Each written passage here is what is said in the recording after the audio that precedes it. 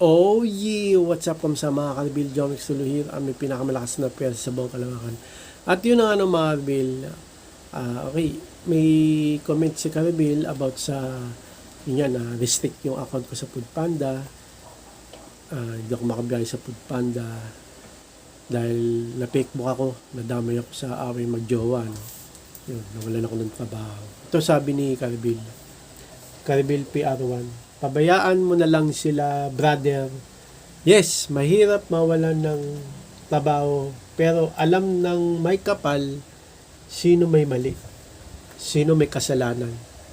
Siya na bahala doon.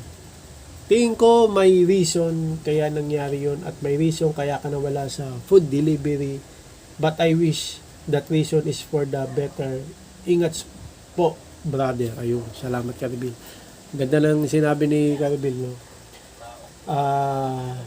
Pabayaan ko na lang do yung yung mga yung nangyari sa akin kasi mga Karibilo.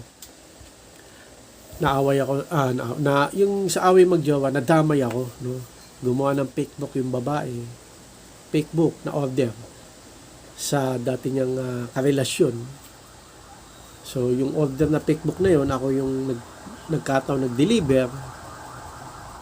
So fakebook yun, dahil sa fakebook, diniliver ko nga, no?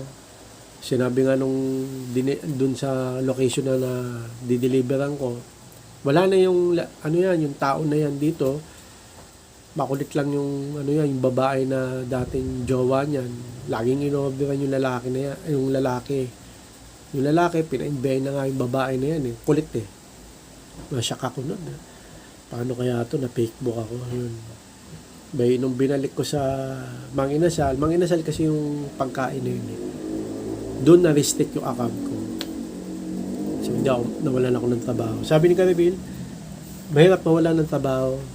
Yun. Pero alam naman ng may kapal, sino may mali, sino may kasalanan, siya na bahala doon. So, yun na nga lang din ang inisip ko, mga Caribil, sa sino may kasalanan, alam naman ni ni God, no? Alam niya yan. Ako wala talaga akong ginawang kasalanan, no? At saka kung sino may mali, alam din naman ni Lord yan. Kaya nagdadasal na lang ako, no? Siya. Yun, na maayos na account ko. Tsaka yun, sabi ni Calvin, si Lord na bahala doon sa may mga kasalanan. Yun na rin iniisip ko. Lord, di kayo na bahala talaga sa mga talagang may kasalanan, no? Tapos, tingin ko may reason yung nangyari. Yun. Kaya, may reason daw yung nangyari sa akin ngayon, no? Na-restrict yung account ko, nawalan ako ng trabaho, nawala ako sa food delivery. Alam nyo mga Karbil, nung na-restrict yung account ko, nung time na yun, na-shock ako, no? Bigla ako, sabi ko patay. Sabi ko na restrict yung account ko. Ito yung isa sa tanging pinagkukunan ko ng panggastos namin ng family ko. Paano na kami? Sabi ko, hindi ko matanggap. Kasi wala naman akong ginawang kasalanan, na fakebook ako Paano na? Sabi ko, paano na kami? So, talagang ako na-depress. Tapos, inisip ko na lang, yung gaya na sinabi ni Caribil, inisip ko na lang na siguro kaya ito nangyari sa akin. May dahilan. Baka meron pang mas mangyaring, mas better. Ganun. Kaya nangyari sa akin to. Yun na lang iniisip ko. Yun. Pero, nagdasal ako na itong nangyari sa akin, sana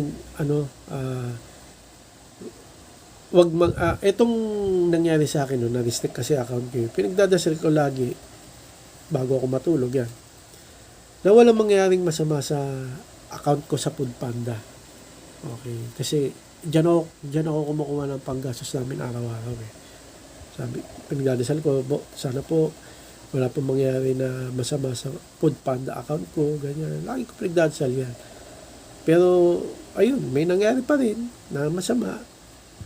Na fakebook ako. Yun. Ah, so iniisip ko, ba't kaya ganun? Pinagdadasal ko walang pinagdadasal ko na walang mangyari masama, pero may nangyari pa ring masama, ayun. So iniisip ko na lang na yun nga, sa lahat na nangyari sa atin, may dahilan. Yun na talaga iniisip ko, na meron pang mangyayari na mas better. Okay?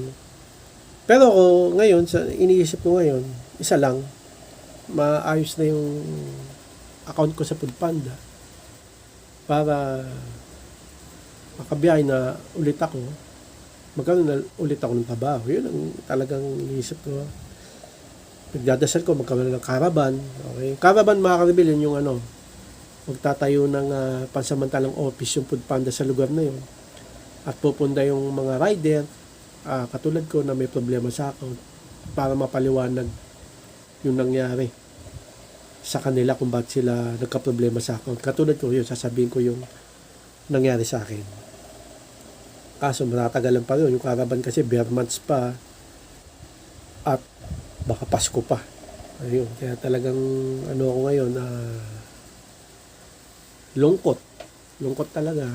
Pero nagdadasal na lang ako lahat, pinapasa Diyos ko na lang lahat ng nangyayari sa akin. Kasi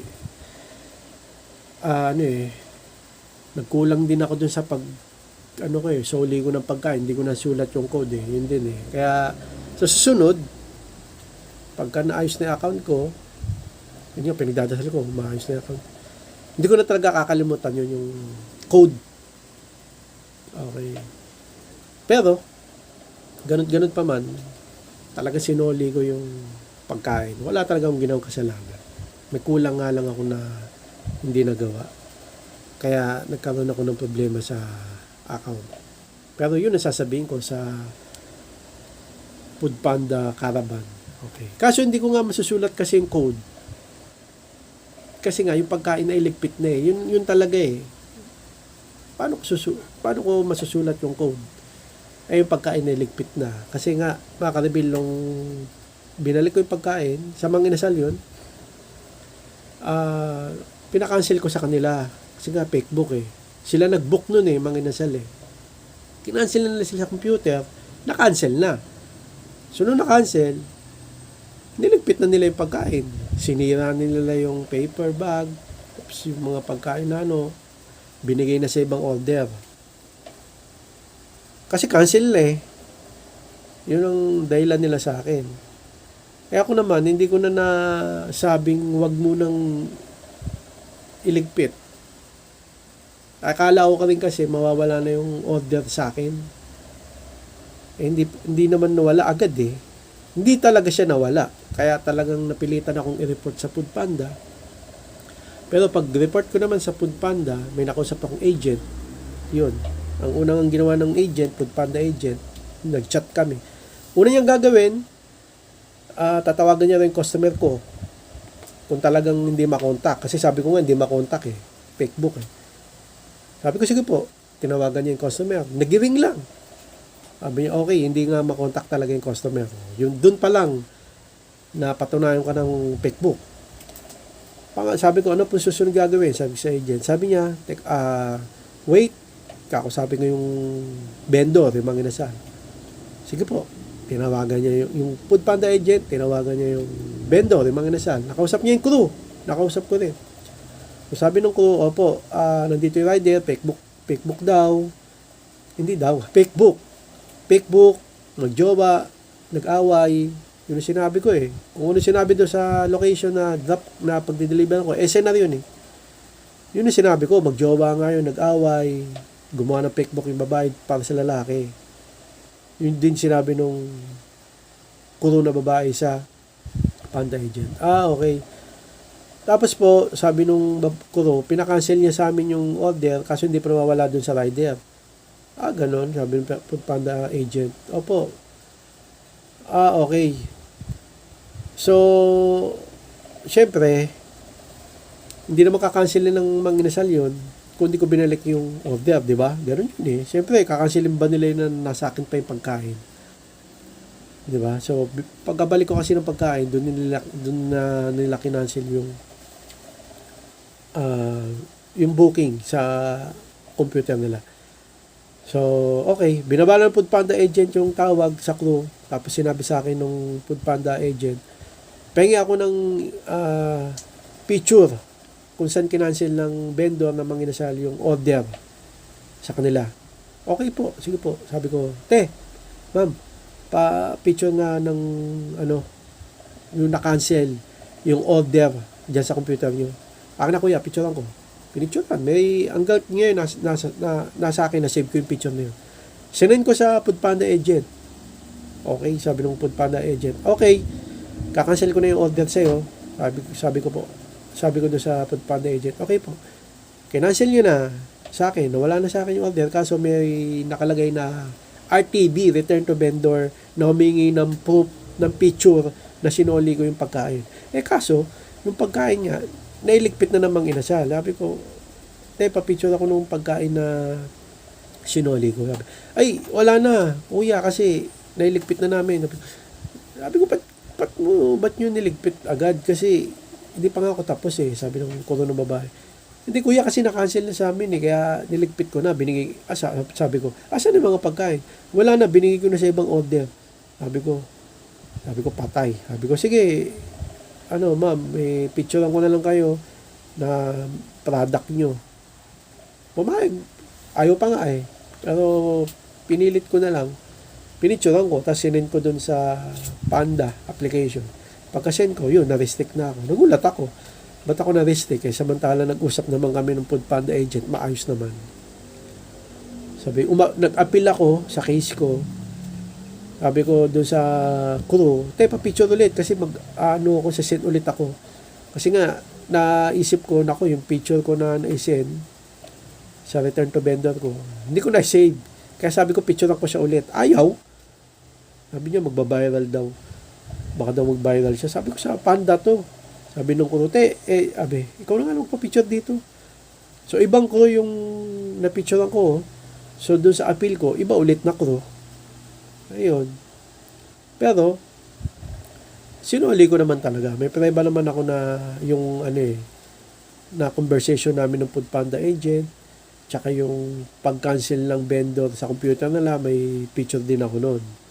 Tsaka crew. Yun nga lang, wala akong code. Yun lang yung kulang ko. Pero yun ang sasabihin ko sa pag nagkaroon ng Foodpanda Caravan. Okay, so yun. Yun na lang talaga iniisip ko na lahat na nangyayari sa akin ngayon may dahilan. Pero nagdadasal ako na sana maayos na yung account. Yun ang pinakauna kong dinadasal na maayos na yung Foodpanda account ko. Hinahayaan ko na yung nag-fake book sa akin. No? Yun na nga, gaya na sabi ni Caribil, bahala na raw si God doon. Sabi ko, yun na rin. Pinapasuggest ko na nga ng lahat na nangyayari sa akin. At dadasal ko na maayos na yung Foodpanda account ko para may pang support na ako sa family ko.